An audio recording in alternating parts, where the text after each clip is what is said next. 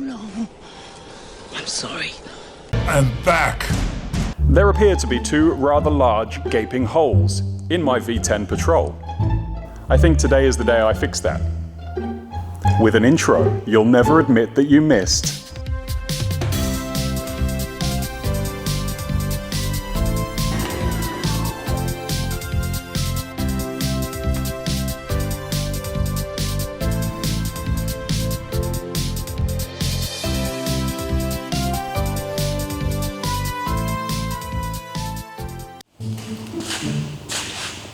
Today's episode is about Windows, or lack thereof. So straight to the point today, no garbage intros or wasting time because I've got a lot to do. These windows on short wheelbases are extremely hard to get hold of. And normally they're a sliding type that does something like that. But the glass was fine on mine, but the edges and seals and stuff had certainly seen better days. So I gave them away. Now the unfortunate part of this is there seems to be only one person in the whole of Australia that makes the windows that are a solid window without the sliding nonsense. And buying from them is the worst thing I've ever experienced. Firstly, they're incredibly expensive. I ordered 2 windows and 1 windscreen from these guys, which totaled something like $700. The next day, I got a phone call saying that the delivery is going to be $120 per window. So naturally I cancelled it. Which leads us to this multi-angled video nonsense. I've decided that I'm going to make a flip-out window, because they seem to be popular these days. And I don't want to spend $1,000 on one window, so I'm going to do it myself. Now, what seems to be the trend with everything I build is that I tend to be a little bit extra with things. And this is no exception. For example, a twin-turbo V10 in a Patrol. This awesome lift thing for taking my rooftop tent on and off. A completely unnecessarily electric folding table thing to go in the back of a troop carrier. And a workshop that's too big to fully utilise all by myself. So firstly, I need materials.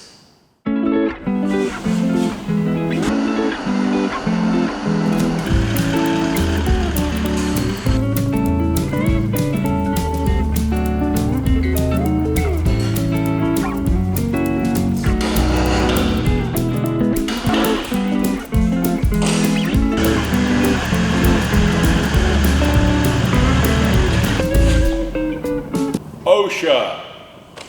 Now let's get this down before I die. Now this might not look like much, but this is actually incredibly heavy. On the top is a sheet of stainless, below that is a 2mm sheet of mild, and below that is a 5mm sheet of mild. So I'll do something there, densities, volumes, find out how much it weighs. And that's how much it weighs. So, here is my design for the window. Now you're probably all going to say the same thing, that this is not a very good design and other people have done it better. But simply put, I don't care. I like it. I like the fact that it flips upside down and does some swanky things with odd bits. And the main thing this design addresses is this. In other designs of these flip-out windows, the mounting arrangement is bloody terrible. I've seen one without naming names because I can't remember off the top of my head. They literally sikaflex a bezel onto the side of this, and then put some pinch weld over it. But with my design, it'll utilize the existing lip here, and with a very particular type of seal, it's going to mount here just perfectly. And this means you'll just be able to take it in and out like it's a normal piece of glass. So let's make it.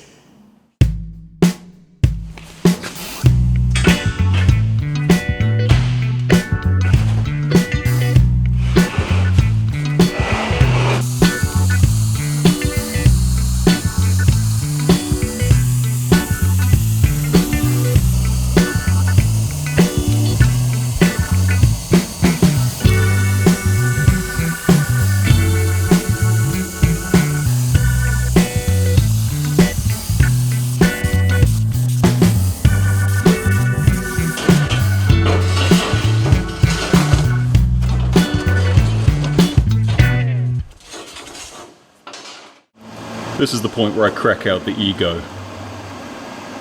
Check that edge out. I think it's safe to say I've got this machine pretty well dialed. Apart from those holes, those are the only things that are going to need tidying up.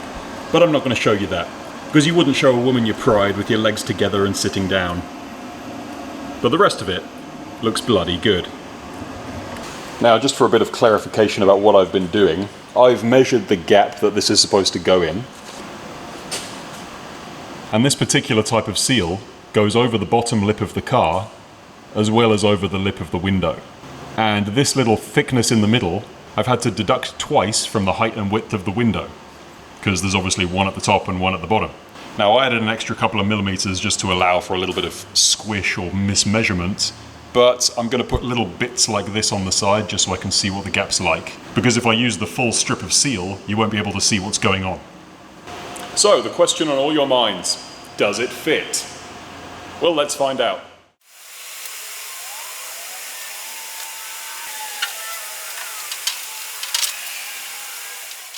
To be honest, it fits pretty badly.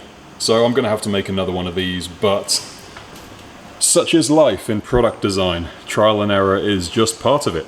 Now it seems that the gaps from about this corner all the way along the bottom to this corner are okay.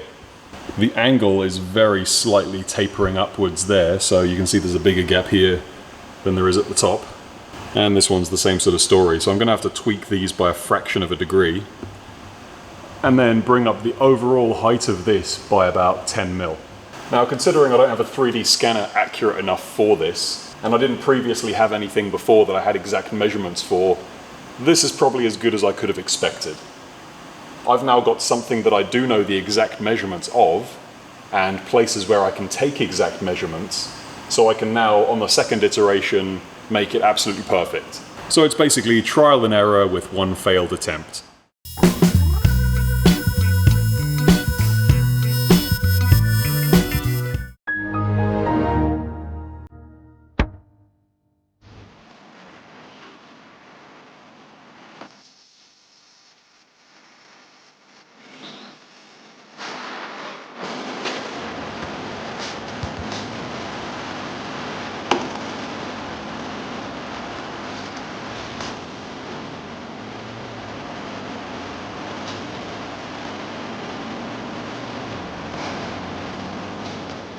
And it fits.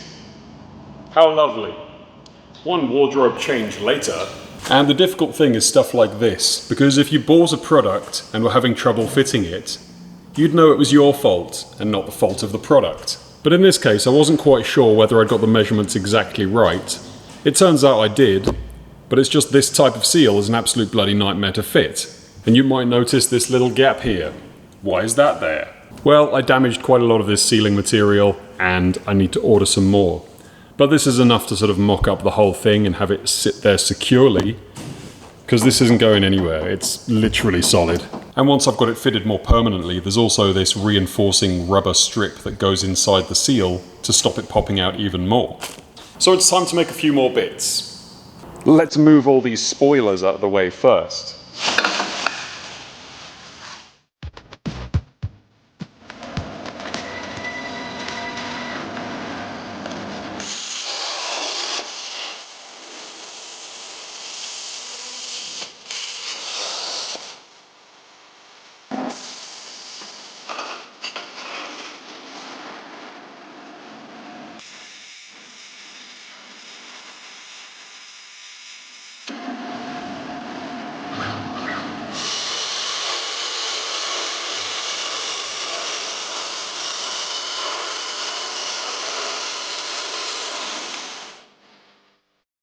And after a little tidying up, things.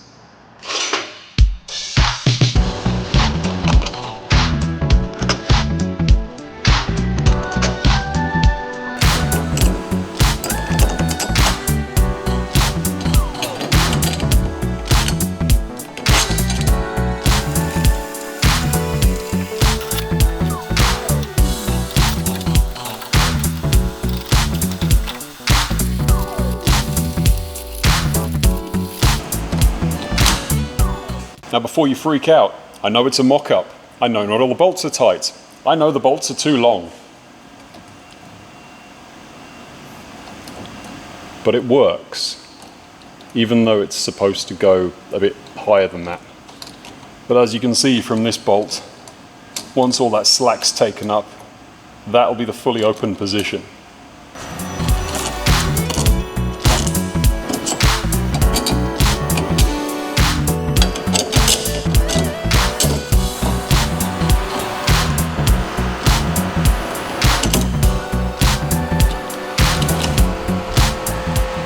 Now, this little gimmick is something I've spent a little bit more time on than I should have, and that is a weird kind of opening lock system. So that means that it can't really come down. It's like a mechanical lock there, and then you can pull it towards you, and now it'll come down just fine.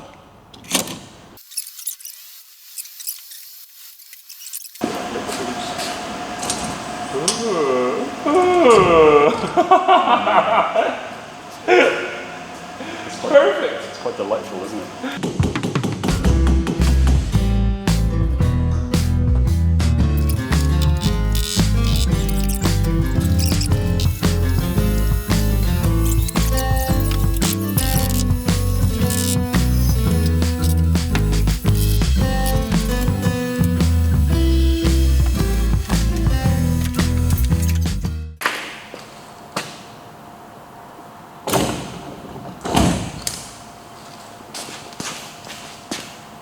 Delightful. As you can see, it's not fully finished. There are some things I need to address, like having to buy another length of seal because I was too stupid to get the right length. As well as having to get another one of these seals. But the sealing situation is going to work something like this. I've taken inspiration from a labyrinth seal, which means that basically the water will be allowed in one way, but it'll be forced to divert another way that doesn't include going inside the cabin.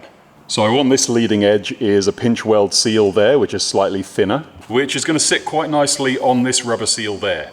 And then when you come over to this side, the bulb on this seal is considerably fatter than the other one, so that when it's closed, it means it'll also seal around this inside edge. Now lastly, what I'm going to do is try and make it a little bit more secure. And that doesn't mean saying it looks pretty, it means adding locks.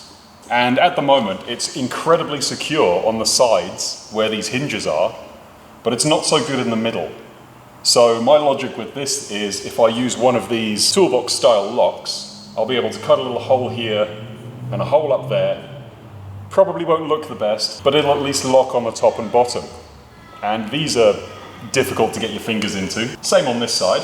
So this is probably the best option. And this will give it a nice clamping force along both of those seals. Just thought I'd add a shot of what it looks like when it's all closed up.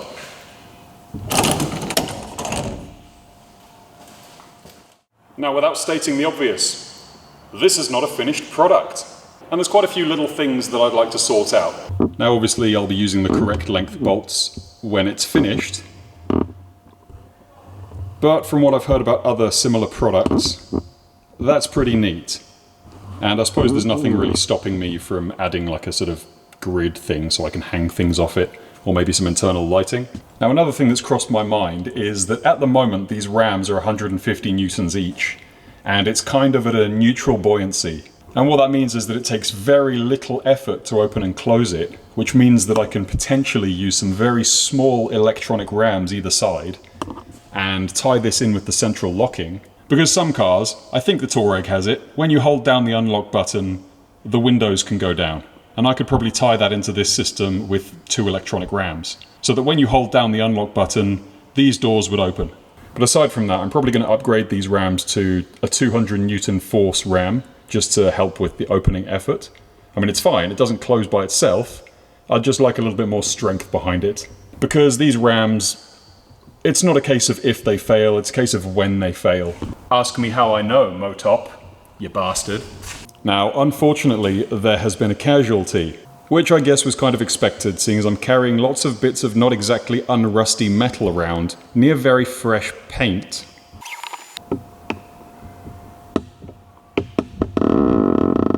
Needless to say, many unpleasant words were said, but I should be able to touch that up. I mean, they're not through the primer, so I'll be able to touch those up and put a bit of clear over the top of it, and hopefully polish it so you can't see it. And that'll be the same colour anyway. So if you point it out when you see this car at the Sydney 4-wheel drive show, I'll stab you.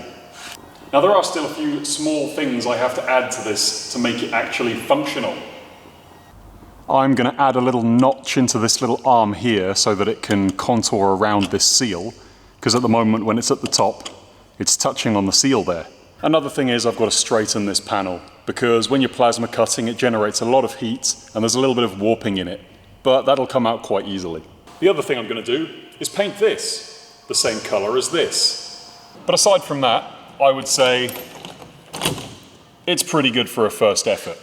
Now, in case you're wondering, this has cost me about $300 or $400 in materials. And most of that cost is actually the seals. So without the seals, or if I buy the seals in bulk, it'll be much cheaper. I would say the cost price on this would be about $250. Now, when you compare this to other companies that are making a very similar and less complicated product, I designed this in one day. I made it in another day. And then I put it together on the third day. And that's with me being pretty lazy. So 3 days for one person to semi-finish a product. Yet they sell them for $1,000 a side in Australia. Anyway, that concludes this interim episode of making something I hadn't really planned to make yet, but I'm just filling out time while I'm waiting for deliveries for parts for the V10. But the next episode will be much better. It'll be boosty.